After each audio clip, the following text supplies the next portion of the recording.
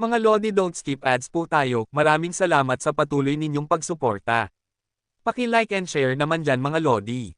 At sa mga gustong mag-donate sa ating GCash or regular na load, mag-comment lang po tayo. Para patuloy tayong makapag-upload ng mga bagong kabanata. Marami pong salamat. Subaybayan natin ang kwento ng isang kabataang nangarap para sa kanyang mga mahal sa buhay. Mula sa pinakamahina tungo sa pinakamalakas. Alamin natin ang kwento ng kanyang buhay. Kabanata 2521 hanggang Kabanata 2530. Kabanata 2521. Siyempre hindi. Magalang ding ngumiti ang Panginoon ng banal na palasyo at nagsabi, dahil nandito ka na, mangyaring pumasok ka. Ang makapasok ka ngayon bilang isang kagalang-galang na panauhin ng Yaochi ay isang bagay na dapat ipagpasalamat. Sa tanawing ito, medyo nagulat ang mga tao. Sa taas ng katayuang kinalalagyan ni Yehan ngayon, kahit ang makapangyarihang Panginoon ng banal na palasyo ay kailangang siya mismo ang sumalubong at magpakita ng paggalang sa kanya. Yehan? Nawala ka ng kalahating taon, bumalik ka agad dito sa Yaochi, nahanap mo na ba ang paraan? Sa pangunahing bulwagan patungo sa Yaochi, tinignan siya ng Panginoon ng banal na palasyo at nagtanong. Nakatayo naman sa likod niya ang tatlong banal na babae. Noong sirain ni Yeching ang kanyang ugat na immortal, nalaman ni Yehan mula sa Panginoon ng banal na palasyo na ang Fairy Amethyst lamang ang makakapagligtas sa kanya. Kaya nagtungo siya sa lahi ng Yaozo. Ngayon na bumalik siya sa Yaochi, natural lamang na maalala ng Panginoon ng banal na palasyo ang bagay na iyon. Bukod pa rito, malapit nang matapos ang kalahating taon. Kung hindi makakahanap ng Fairy Amethyst si Yehan, kahit ang banal na tubig ng Yaochi ay hindi na makakapagligtas kay Yeching. Siyempre, alam ni Yao na nakuha na ni Yehan ang Fairy Amethyst, ngunit hindi niya ito binanggit pagbalik niya sa Yaochi. Wala rin siyang binanggit tungkol sa kanyang pagpunta sa Yaozo, o sa mga nangyari sa kanila roon ni Yehan. Tinitigan ni Yehan ang Panginoon ng banal na palasyo at nagsabi, Panginoon ng banal na palasyo, hawak ko na ang Fairy Amethyst. Ano ang dapat kong gawin ngayon? Mas mabuti iyan. Malalim na huminga ang Panginoon ng banal na palasyo bago nagsalita, sa tulong ng Fairy Amethyst, muling mabubuo ang ugat na immortal na winasak ni Tianyin. Kapag isinama sa tubig ng Yaochi, tiyak na manunumbalik siya sa dati. Maaari ko itong gawin, ngunit ngayong bumalik na ang banal na ina, mas magiging tiyak kung siya ang kikilos. Pagkarinig nito, kumislap ang magkahalong emosyon sa mga mata ni Yehan. Asan ngayon si Yao? Tanong niya. Nagulat ang Panginoon ng banal na palasyo. Tinawag lamang ni Yehan ang pangalan ng banal na ina ng diretsahan at para bang natural lamang. Noong una, magagalit sana siya, ngunit ngayon, sa harap ng ganito ng Yehan, hindi siya nakaramdam ng galit. Sabi ng Panginoon ng banal na palasyo, nasa loob ng ipinagbabawal na lugar ang banal na ina simula nang bumalik siya. Kung gusto mong makita siya, dadalhin kita roon. Pasensya ka na. Di nagtagal, sa pamumuno ng Panginoon ng banal na palasyo, muling nakarating si Yehan sa ipinagbabawal na lugar ng Yaochi. Naroon pa rin ang dalawang banal na halimaw, sina Qinglong at Xuanwu, na mismong si Yehan ang nagayos noon. Ni sa panaginip, hindi iisipin ng lahi ng Yaozo na ang matagal na nilang hinahanap na mga banal na hayop ay nasa ipinagbabawal na lugar ng Yaochi mismo. Yehan, pumasok ka na. Naroon ang banal na ina, wika ng Panginoon ng banal na palasyo. Huminga ng malalim si Yehan at pumasok sa pasukan ng ipinagbabawal na lugar. Sa loob, nababalot ng ulap at hamog, at may banayad na singaw na bumubukal mula sa tubig ng banal na lawa. Puwan ng espiritu ng langit at lupa ang paligid.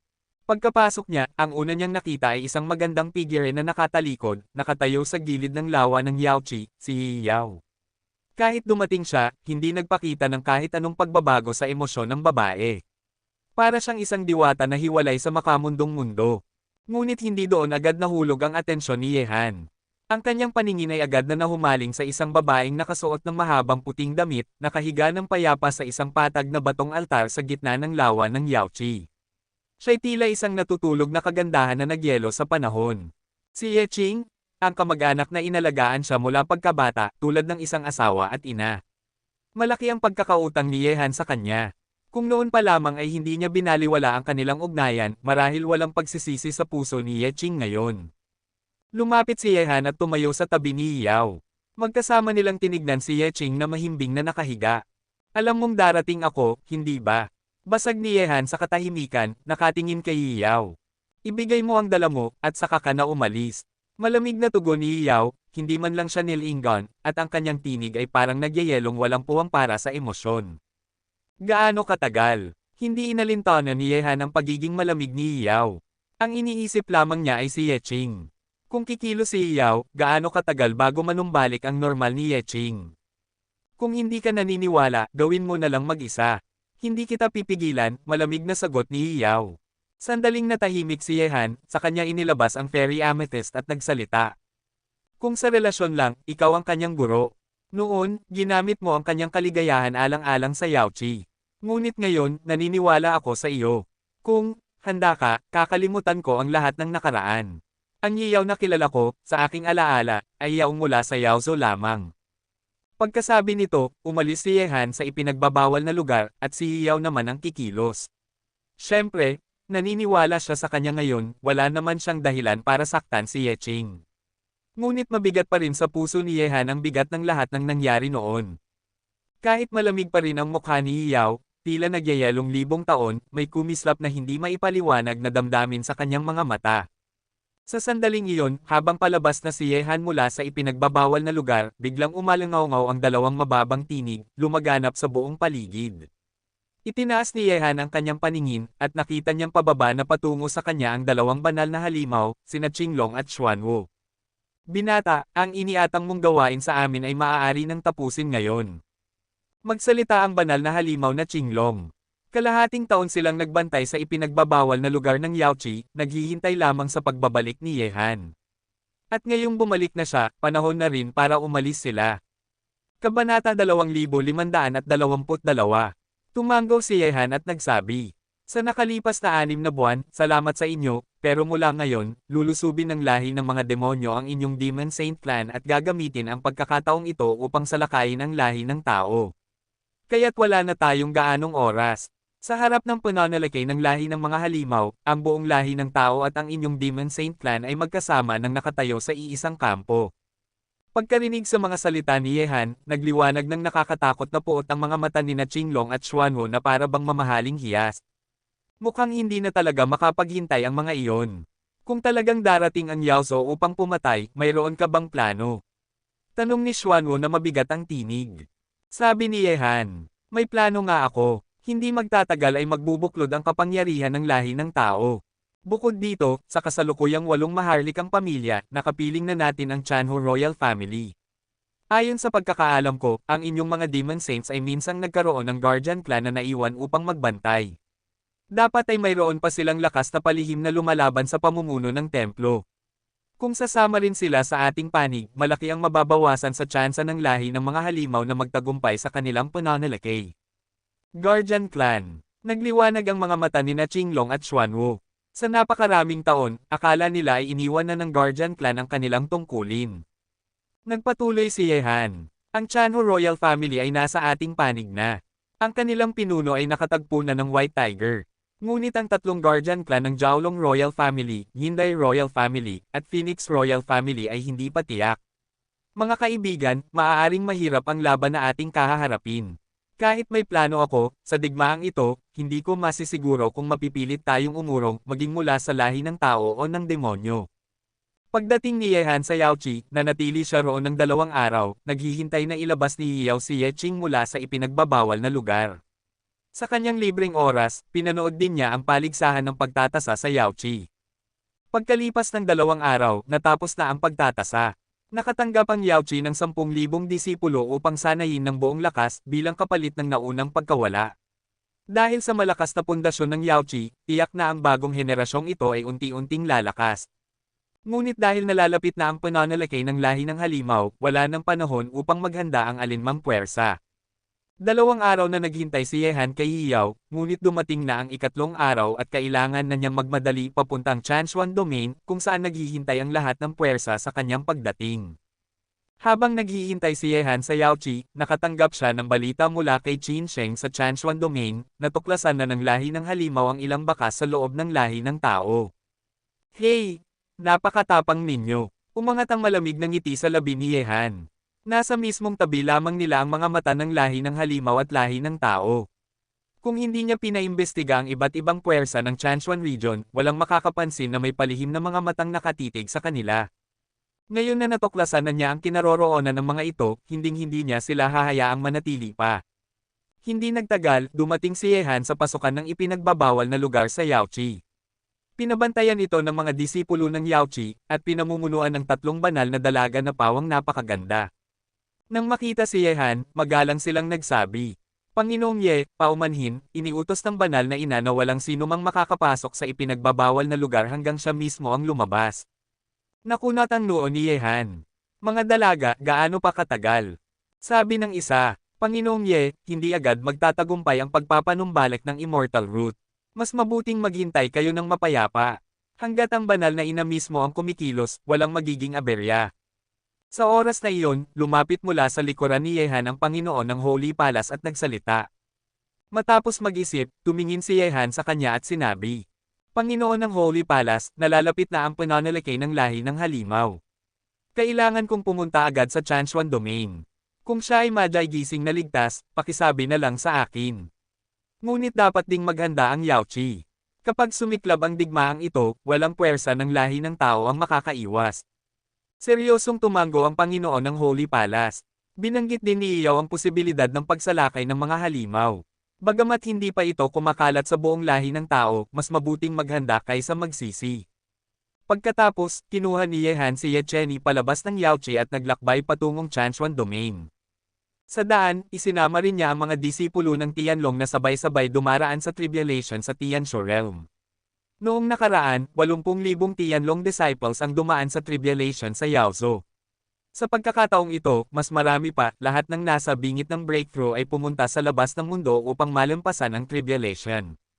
Sa ngayon, hinihintay ng Chanchuan region ang pagbabalik ni Yehan. Natuklasan na nila ang mga matang nagmamasid ng lahi ng halimaw sa loob ng lahi ng tao. Sa pagbabalik ni Yehan, oras na upang wasakin ang mga ito. Dahil sa astrolabe, sa loob lamang ng 3 oras, nadala ni Yehan si Yecheni sa lugar kung saan nagtitipon ang lahat ng puwersa sa Chanchuan region. Sa bulwagan, ang mga makapangyarihan at mga henyo ng alyansa sa Chanchuan region ay naghihintay sa kanya. Nang makita nila si Yehan, labis ang kasiyahan ni Li Zhengdao at Zhang Wushuang. Mahigit kalahating taon silang hindi nagkita ni nagkaroon ng balita. Talagang siyam na tribulation supreme. Sobrang nakakatakot ang taong ito. Bulalas ni Ling Ho Qingyi. Naalala niya noon, wala ni isa sa kanila ang kasing galing ni Yehan. Pero ngayon, ang antas ni Yehan ay malayo nang nakalampas sa kanila. "Mga kaibigan, matagal tayong hindi nagkita." Ngumiti si Yehan habang naglalakad papasok sa bulwagan. Nakita niya muli ang lahat ng makapangyarihan ng Chanchuan region, pati na ang mga kabataang sina Li Zhengdao, ang anak ng reinkarnasyon, Zhang Wushuang, Yi Polo, Ling Ho Qingyi, Tantay Xiaoshui at iba pa. Sa kalahating taon, ngayon lamang muling nagtagpo ang mga nakababatang henerasyon at kanilang mga nakatatanda. Kabanata 2523. Pangatlong kapatid, kalahating taon kong hinintay ang araw na ito. Sabi ni Li Zhengdao na may kasiyahan sa mukha. Habang mas mataas ang nararating ni Yehan, mas ikinatutuwa ng nakatatandang kapatid dahil sila ay magkakapatid at siya ang pinakamatanda sa kanila. Haha, siyam na tribulation supreme. Pangatlong kapatid, narinig kong tinalo mo si Kang Tianzan. Ayos yan, parang nailabas mo ang sama ng loob natin. Malakas na tawa ni Zhang Wushuang. Ngumiti si Yehan at sinabi, "Kuya, pangalawang kapatid, at kayong lahat, maganda rin ang naging progreso ninyo nitong nakaraang 6 na buwan. Kung may pagkakataon, dadalhin ko kayo sa isang lugar kung saan mas bibilas pa ang inyong pagsulong." Pagkarinig nito, kumislap ang mga mata ng lahat.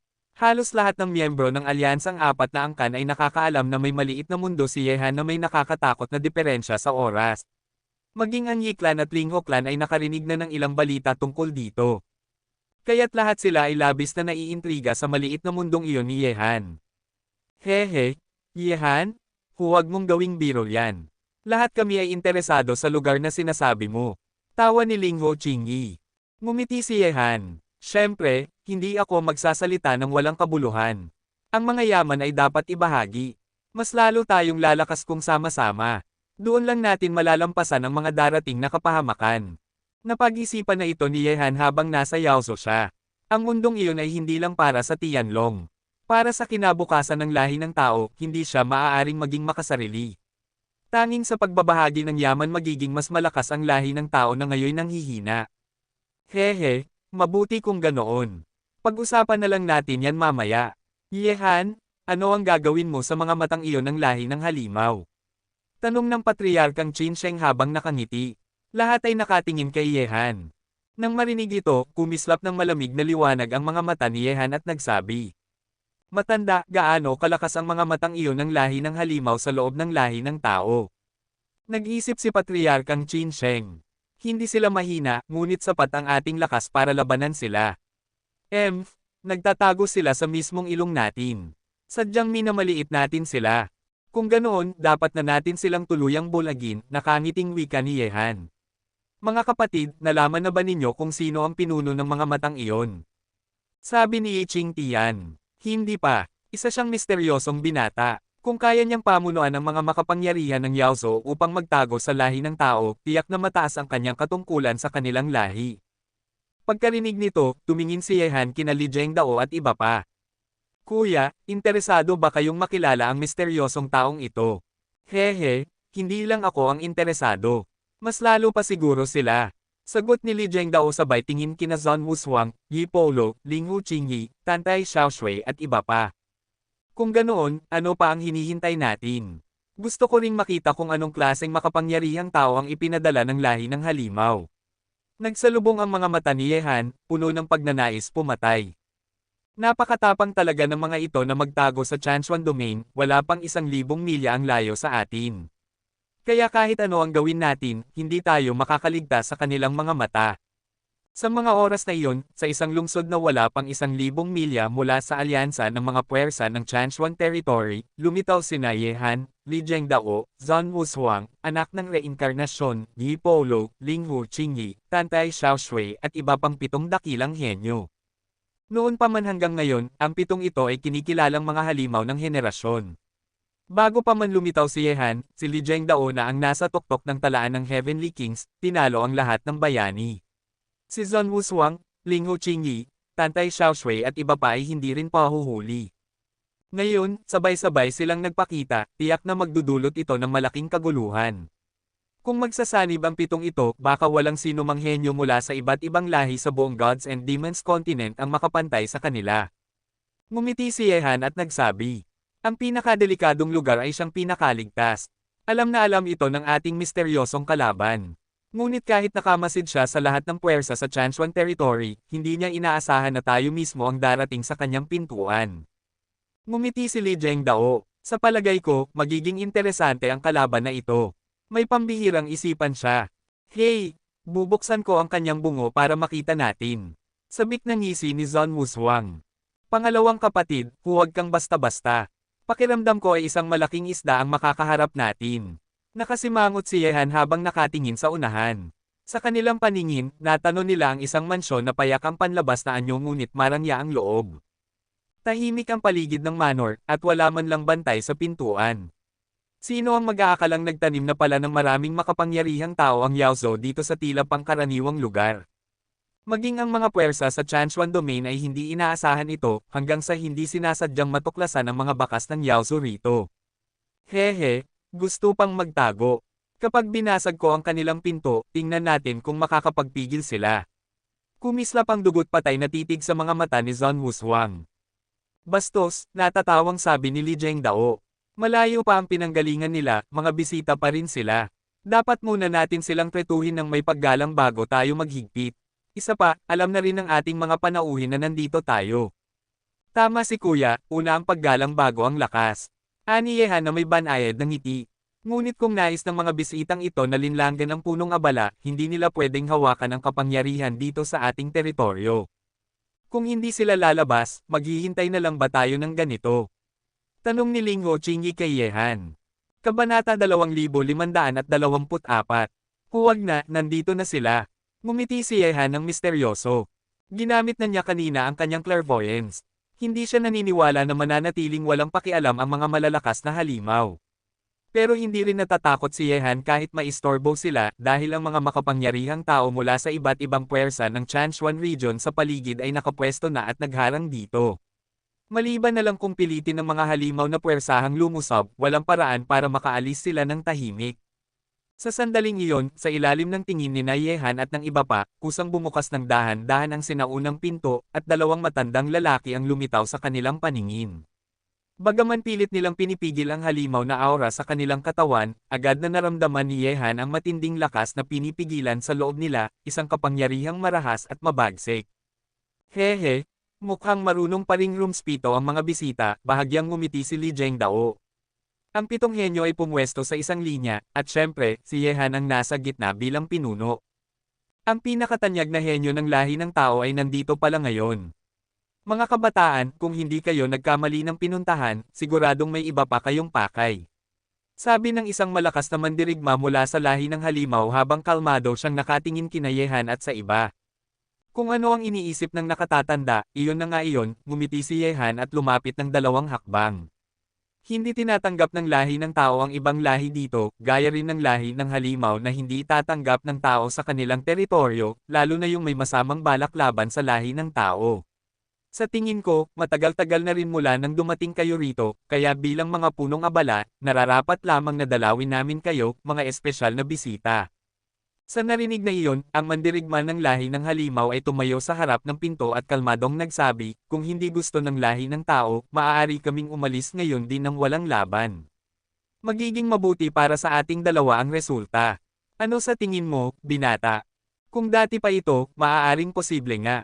Unti-unting nawala ang ngiti ni Yehan at seryoso niyang sinabi, pero ngayon, imposible na ang hindi gumawa ng kahit ano. Kung pwedeng pumasok at umalis ang mga halimaw ayon sa gusto nila, hindi ba't nagiging parang hardin na lamang ang mundo ng tao na pwedeng pasyalan ng kahit sino? Sa mga salitang iyon, biglang dumilim ang mga mata ng 2 malakas na halimaw. Hindi nila inakalang mabilis na matutuklasan ng mga puwersa sa Chanchuan region ang kanilang presensya, at mismong sila pa ang lalapit dito ng may hindi mabuting intensyon. Kaya, lahi ng tao, ibig nyo bang pilitin kaming manatili rito? Biglang narinig ang malamig na tinig mula mismo sa loob ng manor.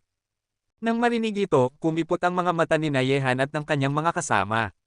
Sa wakas, nagsalita na ang tunay na amo ng manor. Diretsyong tumingin si Yehan sa loob at malakas na sinabi, ako'y palaging magiliw sa bisita, at kung may mga kaibigang galing pa sa malayo, syempre nais ko kayong makasama. Dahil nagsalita ka na, bakit hindi ka nalang lumabas at magpakita? Iniimbitahan ka mismo ng lahi ng tao na si Yehan. May dahilan ba para tumanggi? Sa panahon ngayon, kung may gustong makakita sa'yo, Yehan, siguradong kailangan pa nilang pumila. Narinig ang mahinang tawa mula sa manor. Pero kung talagang matapang ka, Yehan, bakit hindi ka pumasok dito at tumingin? Sa sandaling iyon, nagpakita ng malamig na galit ang mga mata ni Li Zhengdao at ng iba pa. Malinaw na pinupukaw ng taong iyon si Yehan na pumasok sa manor. Kapag pumasok siya at nahuli ng mga halimaw, magiging hawak nila ang isang alas. Pero kung hindi siya papasok, ibig sabihin ay matatalo siya sa tapang at lakas ng loob. Bees! Biglang lumitaw sa paligid ang mahigit 20 makapangyarihang nilalang, mga banal na emperador at mga pinuno mula sa iba't ibang puwersa ng Chanchuan region. Lahat sila ay nakatingin ng malamig sa manor. Wala nang silbi ang magtago pa ngayon, kung papasok si Yehan, kailangan nilang kumilos agad. Mula sa manor, nagsimulang kumilos ang mga makapangyarihang halimaw.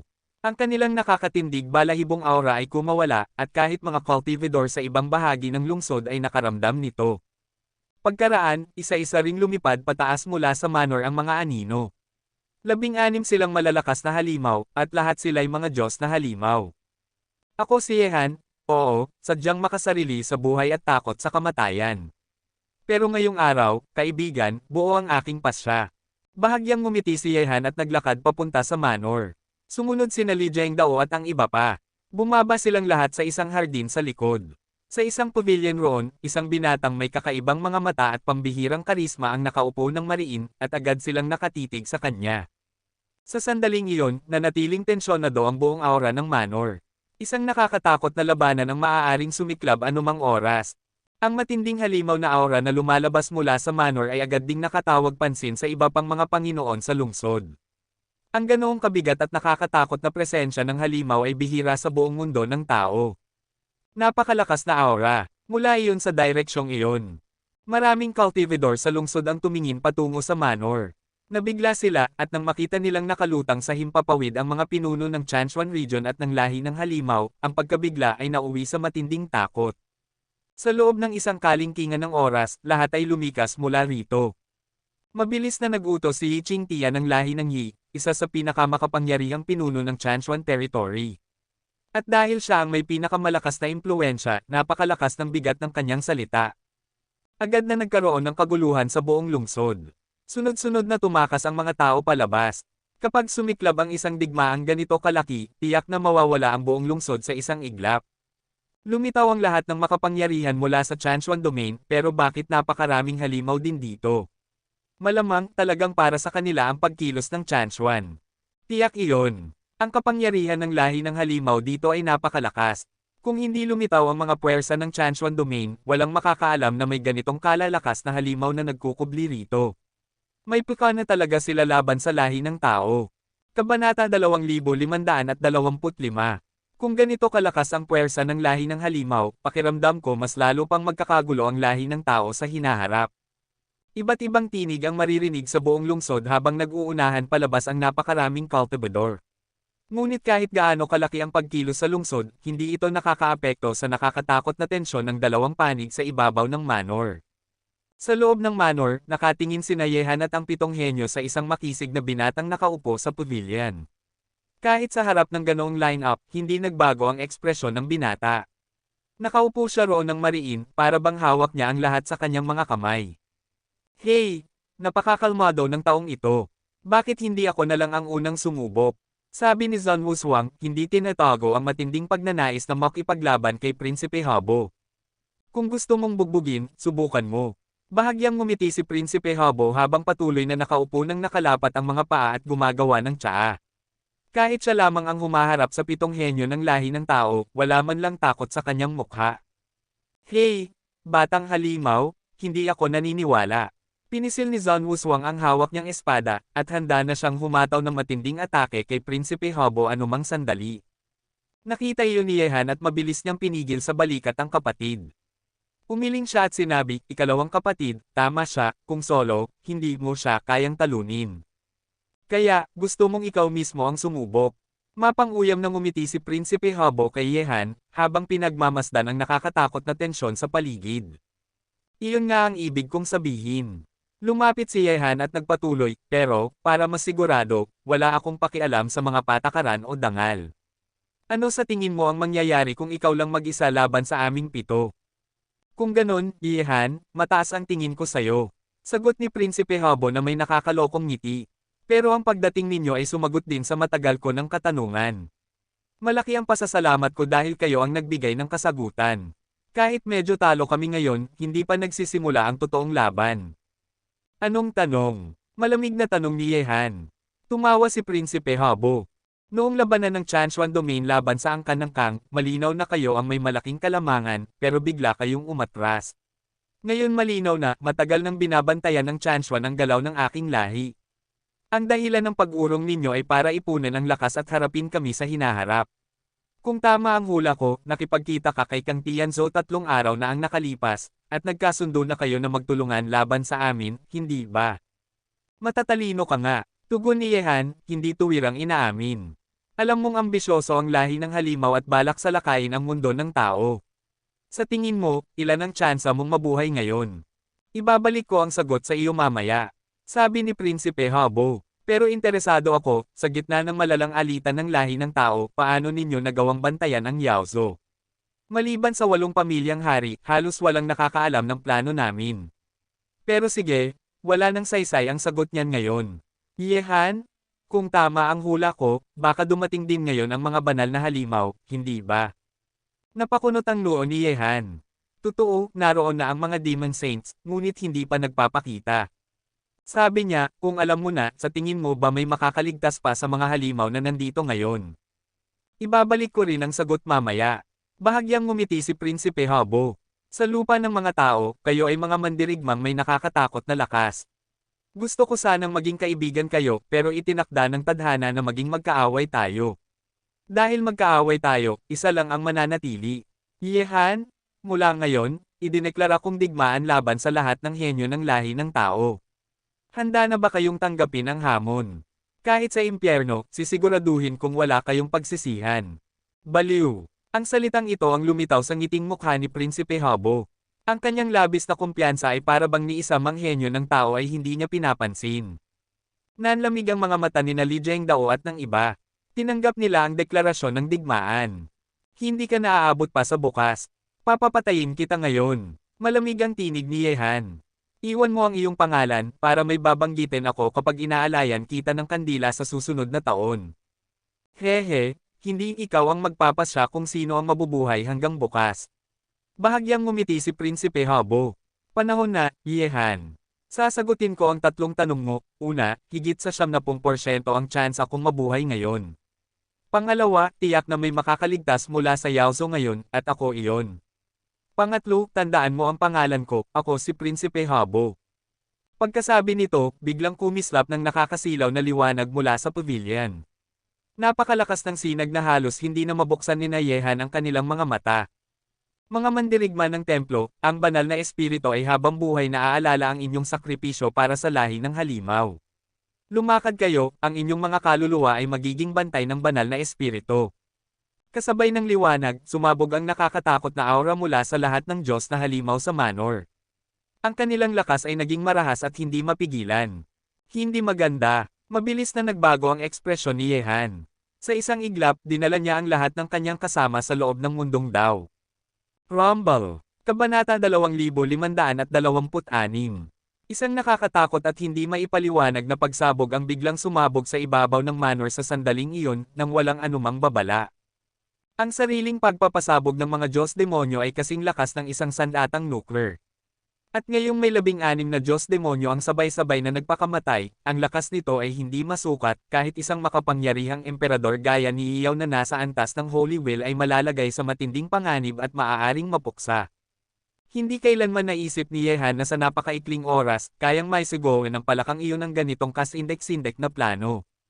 Ang ganitong klase ng kalmadong pag-iisip, kalupitan, at nakakatakot na estratehiya ay maaari nang ihambing sa kalangitan.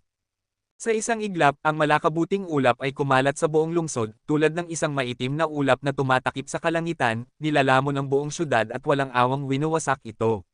Sa loob lamang ng ilang segundo, ang syudad ay naging mga guho, at ang mga cultivador na hindi nakalabas sa oras ay tuluyang napuksa ng walang kawala. Sa sandaling iyon, ang mga cultivador na nakalabas na ng syudad ay nakakita ng eksena at dali-daling tumakbo palayo dahil ang nakakasirang enerhiya ay patuloy na lumalawak palabas ng syudad. Ngunit bago pa ang nakakatakot na pagsabog, nailigtas na ni Yehan ang lahat ng kasama niya sa pamamagitan ng pagdala sa kanila sa mundo ng Xuanman. Gayunpaman, kahit na nakatago sila bilang may-ari ng Xuanman World, hindi nakaligtas si Yehan sa epekto. Dahil Diyos-demonyo ang nagpakamatay, at hindi lang isa kundi 16. Bagamat microscopic world ang Xuanman World, bahagi pa rin ito ng mundong ito. Kaya't kahit nakaharang ang mundo, hindi pa rin kayang pigilan ni Yehan ang epekto. Sa huli, mahina pa rin si Yehan. Kaya matapos niyang mailigtas sina Li Jiangdao at iba pa, namutla ang kanyang mukha at sunod-sunod na umagos ang dugo mula sa kanyang bibig. Para siyang mawawala ng malay. Nagsimulang yumanig at gumuho ang buong mundo ng Xuanman para bang mawawasak ito anumang oras. Nabahala ang mga disipulo ng Tianlong na naroon sa Xuanman World at napatitig sila sa kalangitan. Ano ang nangyayari? Pangatlong kapatid. Nasa tabi ni Yehan sina Li Jiangdao at ang iba pa. Nang makita nila siyang nangangitim ang mukha, humihina ang aura, at sumusuka ng dugo, sila ay nagulat.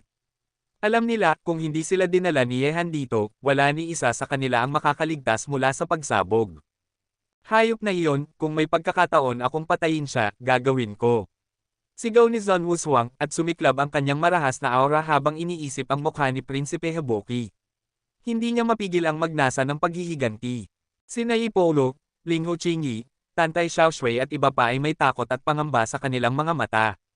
Ang pamamaraan ng mga kabataang Yaozo ay tunay na nakakatakot, malupit at walang puso. Kaya nilang makipagsabayan kay Zhou Prajna.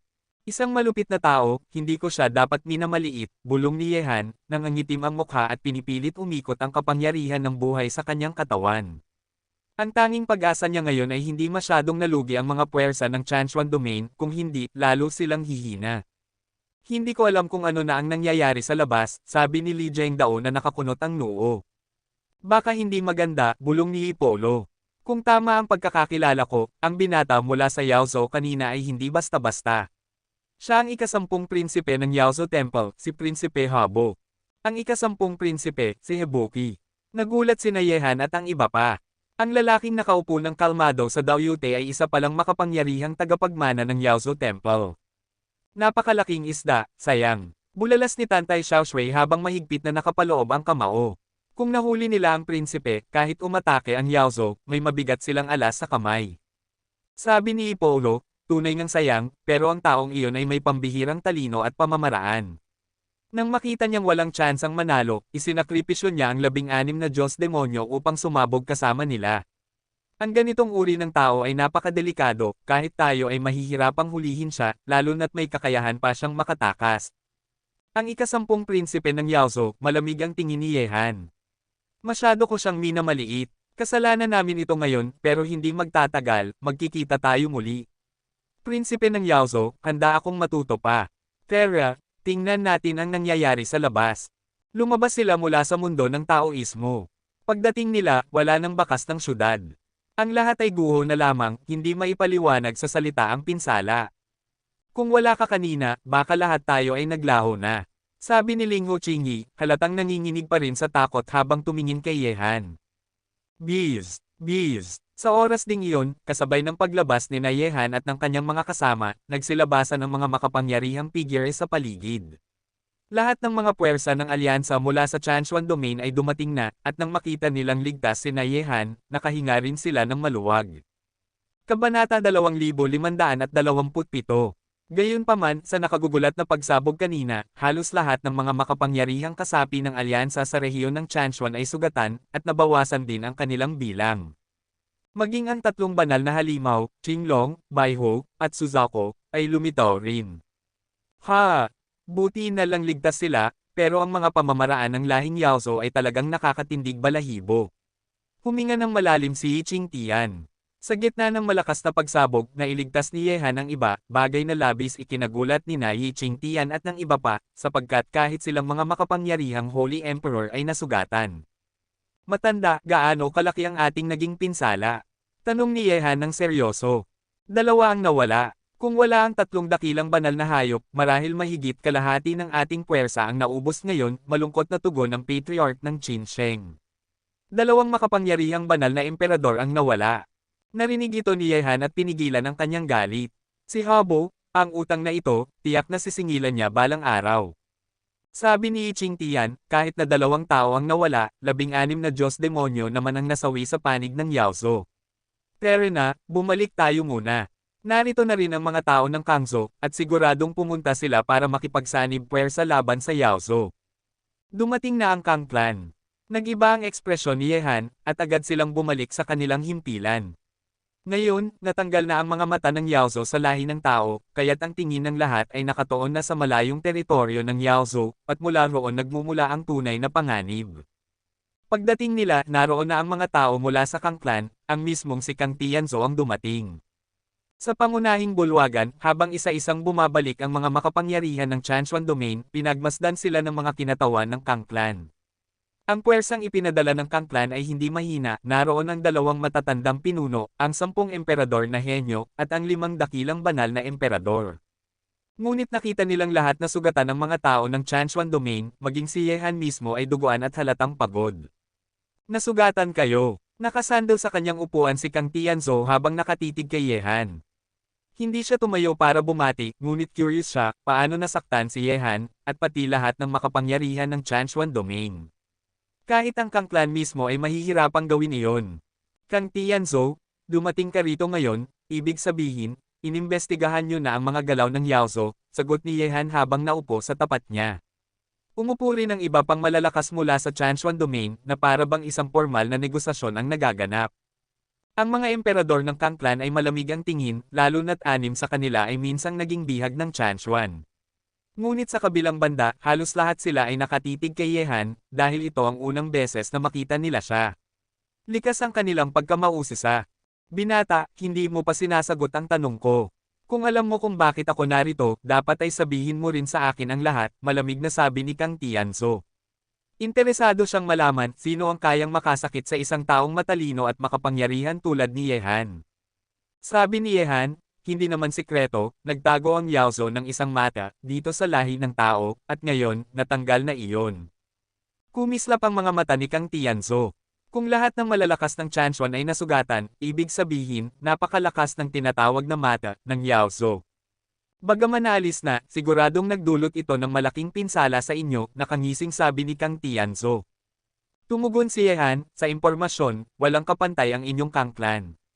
Gusto kong malaman gaano karami ang alam ninyo tungkol sa ikasampung prinsipe ng Yaozo, si Habo. Pagkarinig nito, tumalim ang mga mata ni Kang Tianzo. Ang 10 anak ng banal na espiritu ay kakaiba, ang panganay ang pinuno, ang ikalawa si Bian, ang ikatlo si Tao Tai, ang ikaapat si Zeichi, ang ikalima si Swani, ang ika-6 si Yazi, ang ika-7 si Prison Niu, ang ika-8 si Jiaoto, ang ika-9 si Teng Snake, at ang ika-10 ay si Habo. Kilala siya bilang tuso tulad ng lobo, palihim na tulad ng lobo, at nakatagong parang buwan, isang halimaw na kayang lumamon ng dragon sa dagat. Ganyan siya inilalarawan ng Yaozo. Bagamat unang beses ko pa lang siyang nakaharap, ang mga salitang tuso tulad ng Zoro at malupit tulad ng lobo, ay talagang bagay sa kanya, tugon ni Yehan. Nagpatuloy si Kang Tianzo, walang katapat ang kanyang katusuhan sa Yaozo. Ngunit hindi lamang iyon, si Habo ay may pambihirang lakas. Isang beses, nilamon niyang buhay ang isang halimaw na Flood Dragon. Talagang kilalang kilala ninyo ang Yaozo, sabi ni Li Zhengdao. Sumulyap si Kang Tianzo kay Li Zhengdao at nagsabi, kung tama ang hinala ko, hindi niyo siya napatay, tama ba? Ang isang tusong tao na gaya niya ay laging nag-iiwan ng daan para makatakas. Tandaan ninyo, wala sa 10 prinsipe ng Yaozo ang simpleng tao. Tahimik na inalala ni Yehan ang mga pangalan ng 10 prinsipe. Pagkatapos, tumingin siya kay Kang Tianzo. Kung ang Yaozo ay may mga henyo, ganoon din ang lahi ng tao. Mayroon tayong 10 emperador, at marami pa. Sa labang ito, hindi porke Yaozo ay mas uunlad sila. Kang Tianzo, pag-usapan na natin ang tungkol sa pakikipag-ugnayan natin. Pwede, sagot ni Kang Tianzo. Ngunit gusto kong malaman, paano nyo nais makipagtulungan? Sa lakas, mas malakas ang aming Kang clan kaysa sa inyo. Kabanata 2528. Kung gayon, paano mo gustong makipagtulungan? Tanong pabalik ni Yehan. Si Kang Tianzan ay nagsalita ng mapangahas. Dahil mas malakas ang aming Kang clan kaysa sa inyo, natural lang na susunod kayo sa aming mga utos. Kung salakayin tayo ng hukbo ng mga halimaw, ako, si Kang Tianzan, ang magiging commander, at lahat kayo ay kailangang sumunod sa aking mga utos. Pagkarinig nito, napangisi ng malamig sina Li Zhengdao at iba pa. Imposible para sa kanila na sundin lamang ang utos ng Kang clan. Naging malamig din ang ekspresyon ng lahat ng makapangyarihan mula sa Chanshuan Domain. Kung ganito ang usapan ng Kang clan, mas gugustuhin pa nilang huwag makipag-alyansa. Malamig na sabi ni Yehan. Kang Tianzan, alam mong imposibleng mangyari yan. Nakikipag-alyansa tayo, hindi kami nagpapasakop. Maaari tayong magbahagi ng plano at magplano ng magkasama. Kung hindi mo kayang gawin iyon, marahil wala talagang saysay ang alyansa natin. Sa oras na iyon, nagsalita si Zhou Banroo na kanina patahimik. Kang Tianzan, sa harap ng Yaozo, sa tingin mo ba karapat-dapat kang maging commander? Umiling si Yehan. Hindi ako sang-ayon. Sa harap ng dambuhalang Yaozo, ang isang tunay na alyansa ang tanging pagpipilian para sa atin ngayon. Bukod pa sa inyo, may iba pang pipili na makipag-alyansa sa amin. Kumislap ang mga mata ni Kang Tianzan. Ibig mong sabihin, may nakahanda ka pang ibang plano na hindi ko alam. Sabi ni Yehan, kung tunay kang makikipagtulungan, sa oras na kailanganin, sasabihin ko sa iyo ang mga iyon. Ang mga paghahandang ito ay makikinabang, hindi makakasama, sa inyong Kang clan. Nasa inyo na kung anong desisyon ang gagawin ninyo. Ngumiti si Kang Tianzan. Bakit ka nagagalit? Nagbibiro lang ako kanina. Siyempre, handa kaming Kang clan na makipag-alyansa ng tapat. Tulad ng sabi mo, magbahagi ng plano, at hindi manghihimasok sa iba. Pagkarinig nito, kumislap ang mga mata ni Yehan. Matalinong babae. Sadyang ginawa ni Kang Tianzan ang pagyayabang kanina upang malaman kung may tinatago si Yehan. Alam ni Kang Tianzan na kung haharapin nila ang Yaozo ng nag-iisa, hindi kakayanin ng Kang clan. Ngunit kung makikipagsanib sa Chanshuan Domain, mayroon silang pag-asa. At ngayon, nakamit na niya ang kanyang pakay, kaya't agad siyang pumayag sa alyansa. Para sa lahat ng naroon, tila kakaiba, mula sa pagiging mapangahas at mapag-utos, bigla na lamang siyang pumayag ng walang pagtutol matapos magsalita si Yehan. Sa ganitong yugto, nag-iisip pa rin tayo ng pansarili. Tila mahirap magkaroon ng tunay na pagtitiwala sa alyansang ito, mahinahong sabi ni Zhug Banroo, ngunit ang mga salitay malinaw na tinutukoy si Kang Tianzan. Sabi ni Yehan, Kang Tianzan, mula ngayon nabuo na ang alyansa. Para sa kapakanan ng lahat, pinapayuhan kitang huwag ng mag-isip ng labis. Sa oras na nararapat, sasabihin ko ang dapat mong malaman. Ngumisi si Kang Tianzan. Hehe, lalaki, kung hindi ako mag-iisip, sasabihin mo ba sa akin ang sekreto mong mga paghahanda? Ngayon na may alyansa na tayo, dapat ko ring malaman kung gaano kalakas ang puwersa ng alyansa. Hindi ba't pareho lang iyon? May katwiran din ang kanyang sinabi. Kahit sa loob ng Chanchuan Domain, wala ni isa mang nakakaalam ng buo tungkol sa lihim na kasunduan ni Yehan sa ilang puwersa ng Yaozo. Huminga ng malalim si Yehan. Ngayong araw, nakatakas si Prinsipe Habo. Hindi malayong sa loob ng ilang araw ay makarating na sa hangganan ng tao ang hukbo ng Yaozo. Kaya mula ngayon, bawat hakbang ng alyansa ay dapat mapag-usapan. Naniniwala ako na sa ilalim ng pamumuno nating tatlo, ikaw, ako, at si Banroo, malaki ang mababawas na pasanin sa pakikipaglaban. Hehe, sa totoo lang, hindi ko akalaing darating ang araw na kaming tatlo ay magsasanib para labanan ang kaaway. Ngunit inaasahan ko ang ganitong uri ng pagtutulungan, tumingin si Kang Tianzan kina Yehan at Zhug Banroo. Sa mundo ng tao, si Yehan ay karapat-dapat na maging karibal niya sa talino at lakas, samantalang si Zhug Banroo ay nakakahigit pa sa kanya sa karunungan. Kaya ang pagsasanib ng tatlo ay isang malakas na alyansa, isang nakakatakot na puwersa. Hindi na nagtagal si Kang Tianzan sa Chanchuan Domain. Ngayong nakabuo na ng alyansa, kailangan na niyang bumalik sa Chanji Realm upang ihanda ang buong Kang Clan para sa digmaan laban sa paparating na hukbo ng Yaozo. This woman is very difficult to control. Although the Kang Clan is very powerful, forming an alliance with them is like seeking skin from a tiger. We must always be on guard against them. Bulong ni Zhug Banroo sa tabi ni Yehan. Ngunit sabi ni Yehan, hindi ko siya kontrolin. Sa kabaligtaran, gusto niya tayong kontrolin. Pero matalino siya, at hindi siya basta-basta kikilos laban sa atin habang nariyan ang Yaozo. Kapag tayo ang nawala, susunod sila. Kaya't ang kasalukuyang alyansa ay kapakipakinabang para sa atin, at ganoon din para sa kanya. Sabi ni Zhug Banroo, sana hindi siya gumawa ng gulo. Ngunit magbabantay ako. Kung gugustuhin niyang mamatay, hindi tayo dapat madamay. Tahimik na tumingin si Yehan kay Zhug Banroo. Banroo, paano kung talagang wala tayong laban sa darating na pananakop ng Yaozo? Sumulyap si Zhug Banroo sa kanya. Kung ganoon, malaki ang isusugal. Kung saan ka nagmula, doon ka rin babalik. Alam kong maaari mong piliing umiwas muna. Hindi ikaw ang tagapagligtas ng buong lahi ng tao. Ang dapat mag-isip para sa kinabukasan ng buong sangkatauhan ay yaong mga nasa tuktok. Ang dahilan kung bakit ka nanatili at patuloy na lumalaban ay dahil may mga utang kang kailangang bayaran, sa alyansa ng apat na lahi, at lalo na sa mga banal ng Yaozo. Hindi mo hahayaan ang sarili mong tumalikod ng basta-basta. Napabuntong hininga si Yehan. Alam mo ang ugali ko, may mga bagay na dapat gawin, at may mga bagay na hindi. At ito ang pinili kong gawin. Alam niyang tama si Zhug Banroo. Ngunit simula nang dumating siya sa mundong ito, nais na rin niyang marating ang pinakamataas na rurok at mula roon, masdan ang buong mundo. Kabanata 2529. Sa oras na iyon, may isang kabataang figure ang naglakad papalapit sa likuran ni Yehan. Paglingon niya, nakita niyang si Tantay Passing Water iyon. Mag-isa lamang itong dumating. Brother Passing Water, bati ni Yehan. Mag-usap na lang kayo. Aalis na muna ako, sabi ni Zhug Banroo, at agad na umalis nang hindi na istorbo. Yehan, nais kong sumali sa iyong Heavenly Dragon. Tatanggapin mo ba ako? Walang pag-aalinlangang tanong ni Tantay Passing Water, diretso niyang sinabi ang kanyang layunin. Sa kasalukuyan, napakahirap ng kalagayan niya sa Chanchuan Domain. Wala na ang 10,000 Heavenly Palace, kaya wala na siyang kabilang panig o puwersang masasandalan.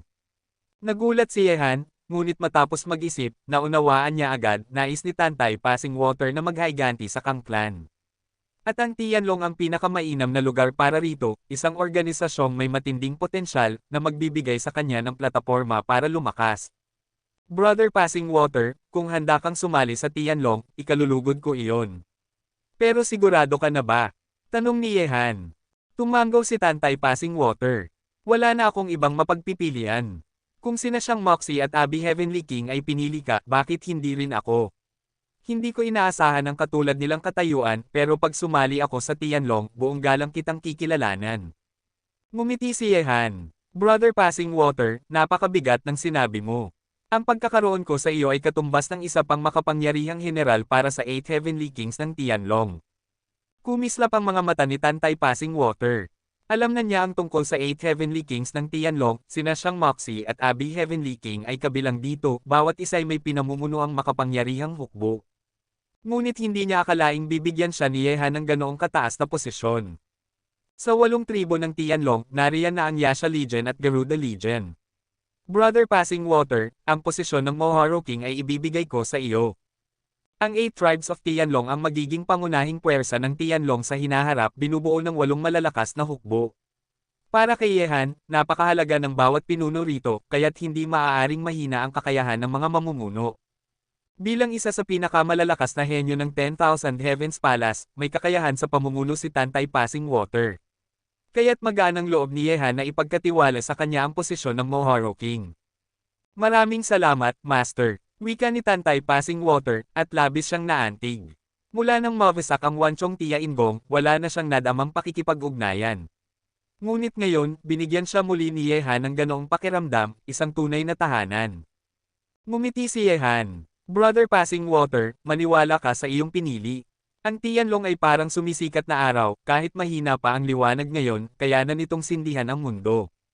Ang kalayuan ng mararating nito ay nakasalalay sa pagtutulungan natin. Mariing sagot ni Tantay Passing Water. Master, huwag kang mag-alala. Hindi ko bibiguin ang iyong tiwala. Sabi ni Yehan. Sa pagsali mo, mas lalo kong nakikitang magiging kapanapanabak ang hinaharap ng Tianlong. Pumunta ka muna sa Daoist World para palakasin ang iyong kakayahan. Ang labanan laban sa Yaozo ay tatagal, at balang araw, ipapakita ng Tianlong ang tunay nitong anyo. Sa dugo at apoy lamang tayo titibay. Pagkatapos, dinala ni Yehan si Tantay Passing Water sa Daoist World. Alam na ni Tantay ang dapat niyang gawin. Nang lumabas muli si Yehan mula roon, paparating naman sina Li Zhengdao at iba pa. Hehe, ikatlong kapatid, binabati kita sa pagkakaroon ng isa na namang malakas na general. Alam ni Li Zhengdao ang dahilan ni Tantay Passing Water. Mas mainam itong sumama sa Tianlong kaysa mag-isa sa labas. At sa pagkakaroon ng maliit na mundo ng Tianlong na may nakakatakot na proporsyon ng oras, nakakahikayat itong sumama. Sabi ni Yehan, magaling si Tantay Passing Water. Sa Tianlong, isa siyang dagdag na general. Pero mayroon pang bakanting posisyon sa 8 Heavenly Kings. Nasaan na ang ika-4 na hari? Nagulat si Li Zhengdao. Ikatlong kapatid, may nasa isip ka na ba para sa posisyong iyon? Sa kasalukuyan, sina siyang Moxie, Abby Heavenly King, at ngayon si Tantay Passing Water, ay may kanya-kanyang legion. May isa pang hari na binanggit ni Yehan, at malinaw na nakapili na siya. Ngumiti si Yehan. Si Ye Chenny ang magiging pinakamainam na Heavenly King. Ang talento ng taong iyon ay higit pa sa iba, at tiyak na lalakas pa siya kaysa sa mga kasalukuyang hari. Siya ang pinakaangkop na pinuno para sa isa sa 8 tribo ng Tianlong. Si Ye Chenny ay isang natatanging nilalang na may kakayahang sanayin ang kapangyarihan ng Yaozo at ng Demon Race. Isang pambihirang talento, at higit sa lahat, tapat na sumusunod kay Yehan. Siya pala, wika ni Li Zhengdao. Kahit hindi pa sila nakakausap ng malalim kay Ye Chenny, alam na nila na ang halimaw na sumusunod kay Yehan ay sapat na malakas upang makipagsabayan sa isang Holy Emperor. Kabanata 2530. Kung hindi lang dahil magkasama na tayo ngayon, Yehan, gusto ko talagang subukan ang iyong Tianlong. Natatawang sabi ni Ling Ho Qingyi. Laging bukas ang Tianlong, tugon ni Yehan na nakangiti habang kumikindat, kapatid, ang mundo ng Xuanman ay makakatulong ng malaki para mapaunlad mo ang iyong lakas. Maghanda ka. Bago sumalakay ang lahi ng Yao, nais kong pumasok ka sa mundo ng Xuanman para doon magsanay. Kung mas mapapahusay mo ang iyong lakas, mas kakayanin mong ipagtanggol ang sarili mo sa labanan laban sa lahi ng mga halimaw. Narinig iyon, tumanggaw sina Li Zhengdao at ang iba pa. Pagkatapos ay umalis na sila, ngunit si Li Zhengdao at ang anak na babae ng reinkarnasyon ang naiwan. Tinitigan ni Li Zhengdao si Yehan at sinabi, ikatlong kapatid, nalampasan mo na kami lahat. Noong mahina ka pa, kaya ka naming protektahan, pero ngayon, kakaunti na lang ang maitutulong namin sa iyo. Napakadelikado ng digmaang ito laban sa Yaozo, pero huwag mong pasanin ng mag-isa ang lahat ng bigat. Nais ko, balang araw, na ang taong minsang aming ipinagtanggol ay siya ring tatayo sa rurok at kaya ring ipagtanggol kami. Sabi ni Yehan, kapatid, kung dumating man ang araw na iyon, ang tanging hiling ko ay nariyan pa rin kayo sa aking tabi, walang mawawala. Ngumiti si Li Zhengdao at wika niya. Ikatlong kapatid, sa iyong kakayahan, darating talaga ang araw na iyon. Pero kung sakaling may mangyari sa digmaang ito, sana'y magpatuloy ka pa rin, at ipagtanggol ang mga dapat mong ipagtanggol. Napakunot ang noo ni Yehan at tanong niya, kapatid, may nangyayari ba? Kung meron, sabihin mo na lang ng direkta. May bagay ba na hindi mo kayang sabihin sa akin? Hehe, marahil sobrang lakas lang ng lahi ng mga halimaw kaya ako nakararamdam ng kaba, tugon ni Li Zhengdao na tinapik sa balikat si Yehan.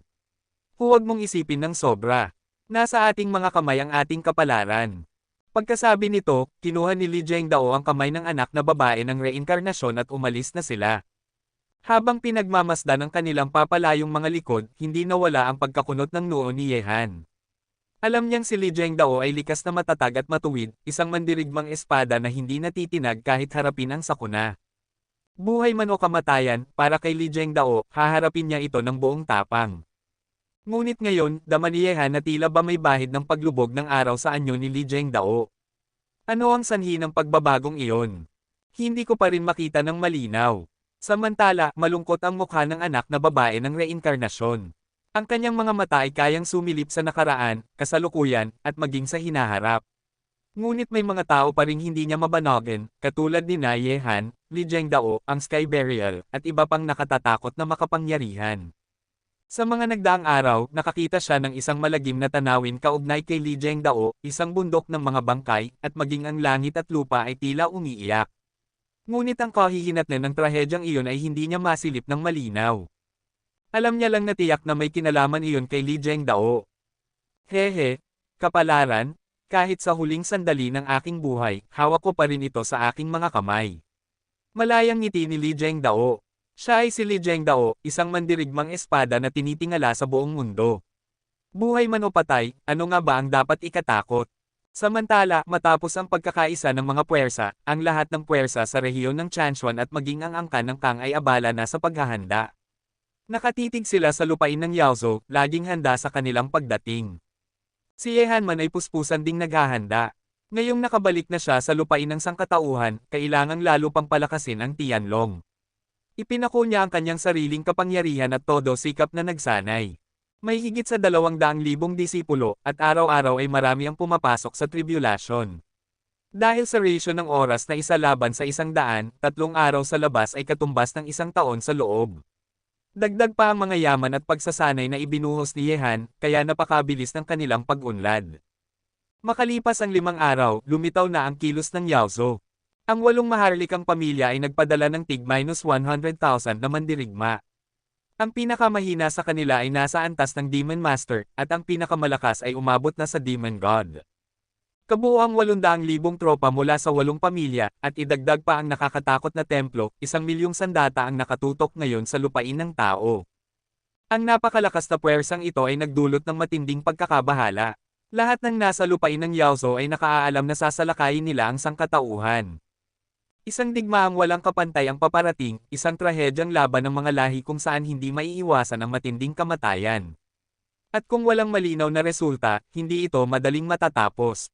Ang buong lahi ng Yaozo ay nagpadala ng milyong sundalo. Malinaw na hindi lamang ito paglalaro laban sa mga tao, napakalaki ng kanilang ambisyon. Ngunit nang nakita ito ng mga makapangyarihang tao at Diyos ng lahi ng tao, maging ng mga nasa gitnang banal na kaharian, lahat ay nangilabot. Sa kasalukuyan, napakahina ng lahi ng tao. Paano nila kakayanin ang 1,000,000 hukbo ng Yaozo?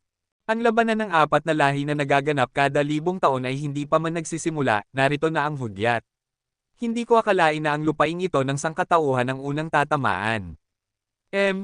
Yaozo, sobrang laki ng inyong ambisyon.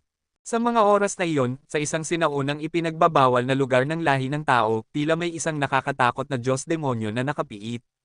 Kaunti lamang ang nakakaalam ng lugar na iyon, at hindi basta-basta nararating ng karaniwang makapangyarihan. Isang lalaki ang nakatayo roon, nakatalikod, nakatingala sa kalangitan. Ang kanyang mukha ay puno ng galit na kayang yumanig at baguhin ang buong mundo.